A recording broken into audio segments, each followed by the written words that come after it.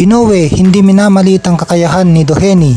3 araw bago isalang ang kanyang undisputed super bantamweight title, sabi ni Naoya Inoue na magandang laban ang suntukan nila ni TJ Doheny ng Ireland. Ayon kay Inoue, 31 years old, na hindi niya ina-underestimate ang kakayahan ni TJ Doheny na 37 years old na makakarap niya sa Tokyo Ariake Arena. Tingin ni The Monster na hindi ito madaling laban tulad ng sinasabi ng lahat. Si Inoue ang pangalawang undisputed champion sa higit isa na weight class sa 4 belt era. Ito ang kanyang pangalawang pagdepensa ng lahat ng 4 na super bantamweight titles, pagkatapos ng panalo via technical knockout kay Luis Nery noong Mayo.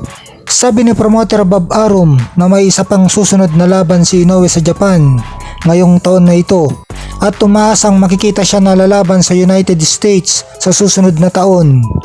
Sabi naman ni Inoue na ang focus niya ay ang laban niya ngayon kay TJ Doheny na tingin niya na magbibigay din ng hamon sa kanya.